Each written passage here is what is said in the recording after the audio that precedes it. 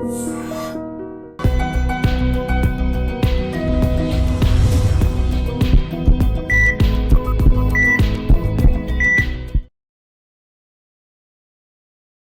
Welcome to healthy conversations with IT media. నేను మీ Jhansi. So ఈరోజు మనతో డాక్టర్ రవితేజ బుద్ధ గారు ఉన్నారు, ఇంటర్వెన్షనల్ పల్మనాలజిస్ట్. మరి టీబీ ఈ విషయం గురించి మనం మాట్లాడుకుంటున్నట్లయితే, టీబీ ఉన్న వాళ్ళని వాళ్ళు తగ్గినా కానీ లేదా ఏదైనా పక్కనున్నా కానీ మనకు కూడా వస్తుందేమో భయపడే సిచ్యువేషన్స్ నుంచి ఇప్పుడు కొంత అవేర్నెస్కి అయితే వచ్చాము. మరి నిజంగా టీబీ పక్కన వాళ్ళకి సోకుతుందా? అసలు టీబీ రావడానికి గల కారణాలు ఏముంటాయి? దాని నుంచి ఎలా బయటపడొచ్చు? ఈ విషయాలు తెలుసుకుందాము. నమస్తే సార్. నమస్తే అండి. సో, విలేజెస్‌లో ఎక్కువగా చూస్తూ ఉంటాము. ఎవరైనా నార్మల్‌గానే దగ్గుతున్నా, స్నీజింగ్ గాని ఇట్లాంటివి ఉన్నప్పుడు కొంచెం ఎంత ఫ్రెండ్స్ అయినా, ఇంట్లో వాళ్ళైనా కొంచెం దూరం జరుగుతూ ఉంటాం. టీబీ అనేది ఒకరి నుంచి ఇంకొకరికి సోకుతుందా? ఉంటది. సోకిద్దండి డెఫినెట్‌గా. వస్తుంది. ఓకే. హ్మ్. ఈ టీబీ అనేది రూట్ కాజ్ ఏమై ఉండొచ్చు రావడానికి ఎవరిలో అయినా సరే? ఫస్ట్ ఈ టీబీ అనేదేంటంటే అండి, any part of the body రావచ్చు టీబీకి. TB any part of the బాడీయా? టీబీ ఓన్లీ అందరూ లంగ్స్ అనుకుంటారు గానీ, కానీ దగ్గొస్తేనే అలా టీబీ గాదు. అని. ఓకే. టీబీ ఏ ఆర్గన్ కన్నా ఎఫెక్ట్ అవ్వచ్చు. ఓకే. మోస్ట్ కామన్‌గా లంగ్స్, హ్మ్. లేదంటే స్పైన్, హ్మ్.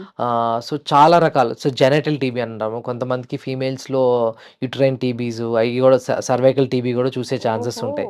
So okay. టీబీ అనేది ఓన్లీ లంగ్స్ వల్లే గాదు. సో చాలా మందికొచ్చేది. సో మెయిన్‌లీ ఏంటంటే టీబీ బాసిల్లై వల్ల వస్తది హ్మ్. హ్మ్. మోస్ట్‌లీ. సో సపోజ్ తీసుకుంటే సపోజ్ ఎవరికన్నా టీబీ ఉన్న పేషెంట్ హ్మ్. దగ్గినా గానీ, తుమ్మినా గానీ హ్మ్. డ్రాప్‌లెట్స్ స్ప్రెడ్ ద్వారా హ్మ్. టీబీ బాసిల్లై వేరే వాళ్ళ ద్వారా వస్తది. ఓకే. సో అదెప్పుడొస్తది? సపోజ్ ఒక టీబీ పేషెంట్ ఉన్నారు. నేను సపోజ్ ఇన్హేల్ చేస్తే నాకొచ్చే ఛాన్స్ ఎప్పుడైతే ఇమ్యూనిటీ తక్కువుంటదో, హ్మ్. Suppose for example under weight under weight ఉండరు. కొంతమంది వెయిట్ తక్కువ ఉన్నోళ్ళుంటారు. హ్మ్. కొంతమందికి ఆహ్, లైక్ ఇమ్యూనో కాంప్రమైజ్డ్ స్టేట్‌లో లైక్ డయాబెటీసు, హ్మ్. హైపర్ టెన్షన్ లేదంటే గనక ఆహ్, హెచ్ఐవీ హ్మ్. అట్లాంటి పేషెంట్స్ ఏంటంటే కొంచెం ఇమ్యూనిటీ తక్కువ ఛాన్సెస్ ఉంటది. ఓకే. లేదంటే ఆటో ఇమ్యూన్ డిజార్డర్స్. హ్మ్. సో వీళ్ళకంటంటే ఇమ్యూనిటీ తక్కువ ఉండే ఛాన్సెస్ ఉంటది. ఓకే. సో వీళ్ళకి వచ్చే ఛాన్సెస్ చాలా ఎక్కువుంటదనమాట. హ్మ్. హ్మ్. సో ఎప్పుడైతే మనం అందరం టీబీకి డెఫినిట్‌గా ఎక్స్‌పోజ్ అయ్యి ఉంటాం. హ్మ్. సో అది మన బాడీలో ప్రెజెంట్ అయిద్ది. అయ్యే ఉంటుంది. అయ్యే ఉంటది. ఓకే. సో అది ఎప్పుడొస్తది? ఎప్పుడైతే మీ ఇమ్యూనిటీ తగ్గిద్దో హ్మ్. కొన్నిసార్లు డ్రాప్‌లెట్ స్ప్రెడ్ ద్వారానే గాదు. హ్మ్. మీ బాడీలో ఉన్న టీబీ ఇన్ఫెక్షన్ రీయాక్టివేట్ అయ్యే ఛాన్సెస్ ఉంటది. ఎప్పుడైతే ఇమ్యూనిటీ తగ్గిద్దో. అచ్చా! ఓకే. సో ఆ టీబీ అనేదేంటంటే హ్మ్. డ్రాప్‌లెట్ స్ప్రెడ్ ద్వారా మోస్ట్‌లీ వచ్చే ఛాన్సెస్ ఉంటది. హ్మ్. సో మోస్ట్ కామన్ మనం చూస్తా ఉందంటే కొన్ని చిన్న పిల్లలకి లేదంటే వయసు పైబడిన సో పెద్దవాళ్ళకి గూడా హ్మ్. ఏంటంటే వాళ్ళకి ఇమ్యూనిటీ తక్కువ ఉంటది కాబట్టి వాళ్ళకొచ్చే ఛాన్సెస్ ఉంటది. హ్మ్. హ్మ్. సో ఈ డ్రాప్‌లెట్స్ స్ప్రెడ్ ద్వారా ఎలాగొస్తదంటే ఓన్లీ లంగ్స్ టీబీ ఉన్నోళ్ళకి వస్తది. హ్మ్. Lung TB drops. కానీ ఓకే. కొంతమందికి పాట్స్ పైన అయన్నీ ఉన్నోళ్ళకి ఏంటంటే ఇందాక చెప్పినట్టు ఆటో ఇమ్యూన్ లైక్ ఎప్పుడైతే ఇమ్యూనిటీ తక్కువ ఉంటదో హ్మ్. ఆ రీఇన్ఫెక్షన్ గానీ, ఆ టీబీ రీయాక్టివేట్ అయ్యే ఛాన్స్ ఉండదు. ఓకే. సో దానివల్ల టీబీ వచ్చే ఛాన్సెస్ ఉంటదనమాట. హుహు. హుహు. ఓకే. సో, స్టార్టింగ్ స్టేజ్‌లోనే మనం దాన్ని రికగ్నైజ్ చేసినట్లయితే తొందరగా దాన్ని బయటపడే అవకాశం ఉంటుందా? ఉంటదండి హ్మ్. డెఫినెట్‌గా. సో కొంతమంది కాఫ్ వస్తది. ప్రొలాంగ్ కాఫ్ వస్తది. హ్మ్. సో చాలామంది ఇగ్నోర్ చేస్తారు. హ్మ్. సో సపోజ్ ఎవరికైతే మోర్ థాన్ 4 వీక్స్ గానీ, 6 వీక్స్ గానీ ప్రొలాంగ్ కాఫ్ ఉందంటే హ్మ్. ఒక పల్మనాలజిస్ట్ దగ్గరికొస్తే వాళ్ళు జస్ట్ ఒక ఎక్స్‌రేయో లేదంటే స్పుటమ్ శాంపిల్ తీస్తే హ్మ్. మీకు టీబీ ఉందో లేదో తెలిసిపోద్ది ఈజీగా. ఓకే. హ్మ్. సో లేదు ఇంకా తెలియదంటే ఒక సీటీ స్కాన్ చేసి బ్రాంకోస్కోపీ అంటాం అనమాట. హ్మ్. సపోజ్ స్పుటమ్ రాకపోతే బ్రాంకోస్కోపీ టెస్ట్ ఒకటుంటది. హ్మ్. ఆ బ్రాంకోస్కోపీ టెస్ట్‌లో ఏంటంటే లోపల లంగ్స్ లోపల నుంచి శాంపిల్ తీస్తే ఆ శాంపిల్ టెస్ట్‌కి పంపిస్తే హ్మ్. ఆహ్, టీబీ రూల్ ఔట్ అయ్యే ఛాన్సెస్ ఉంటాయన్నమాట. ఓకే. ఓకే. ఆ! అండ్ చాలామంది అనుకునేదేంటంటే టీబీ గాని ఇలాంటివి ఉన్నప్పుడు వాళ్ళని చాలా దూరం పెట్టాలి. లేదా జెనెటికల్‌గా వచ్చే ఛాన్సెస్ ఉన్నాయి కాబట్టి అవాయిడ్ చేస్తూ ఉంటారు. ఇది వాస్తవమేనా? డెఫినిట్‌గా అండి. హ్మ్. వాళ్ళు దూరంగానే పెట్టాలి. ఎందుకంటే హ్మ్. ఆ డ్రాప్‌లెట్ స్ప్రెడ్ ద్వారా హ్మ్. సపోజ్ మీకు కోవిడ్ ఎట్లాగొచ్చిందో డ్రాప్‌లెట్ స్ప్రెడ్ ద్వారా హ్మ్. అట్లాగే డ్రాప్‌లెట్ స్ప్రెడ్ ద్వారా వచ్చే ఛాన్సెస్ టీబీ ఉంటాయి. అనేది ఎక్కువుంటదనమాట. ఓకే. సో అది ఎప్పుడు హ్మ్. వరకు అంటే ఒక 3 వీక్స్ వరకు. మీరు హ్మ్. ట్రీట్మెంట్ స్టార్ట్ చేసిన 3-4 వీక్స్ తర్వాత హ్మ్.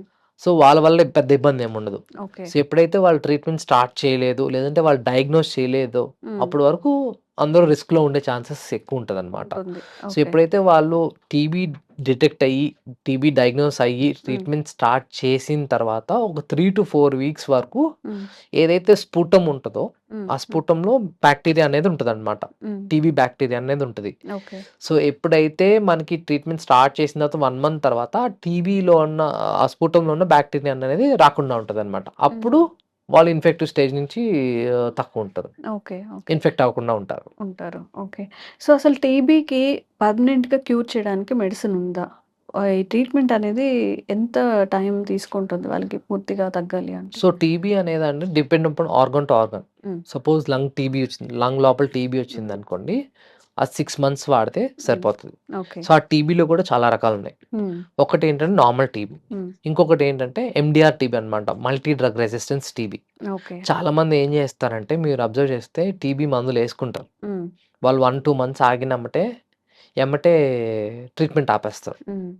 సో, ఆ ట్రీట్మెంట్ ఆపేసినప్పుడు ఏమైద్దంటే ఆ బ్యాక్టీరియా రెసిస్టెన్స్ అయిపోతది. ఓకే.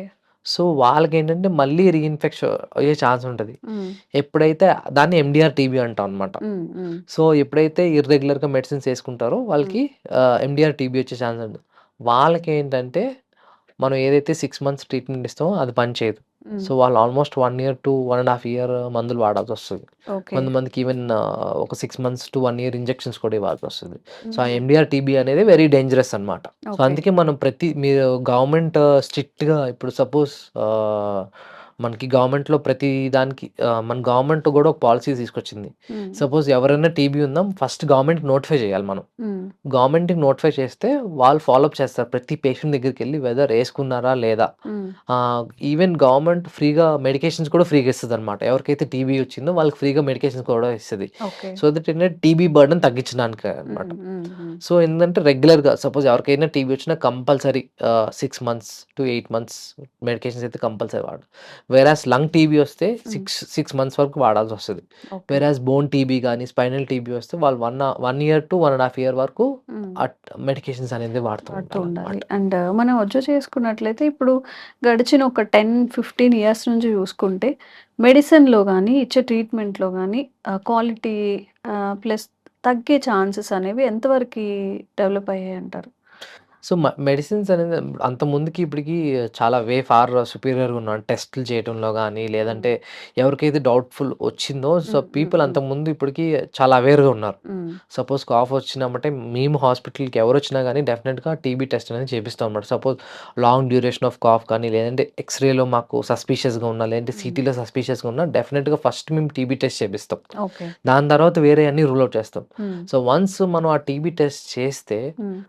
మనం సేఫ్‌గా ఉంటాం. సొసైటీ గూడా సేఫ్‌గా ఉంటది. ఆ టీబీని స్ప్రెడ్ చేయకుండా ఉండడానికనమాట. ఓకే. సో, ఆ లేటెస్ట్ టెస్ట్ వల్ల ఏంటంటే, మనకి ఏమన్నా రెసిస్టెన్స్ సో, ఎండీఆర్ టీబీ ఏదైతే ఉందో అంతకుముందు ఏంటంటే ఓన్లీ ఆహ్, స్ టీబీ పాజిటివా లేదో తెలిసేది గానీ, అదే గానీ ఎండీఆర్ టీబీ ఉందో లేదో తెలిసేది కాదు. హ్మ్. సో, అందుకే మనకి లేటెస్ట్ టెస్ట్‌లన్నీ తెలుసు. సో, దానివల్ల ఎండీఆర్ టీబీ ఉన్నా గూడా అంతా తెలిసిపోతది. ఓకే. ఓకే. యాహ్!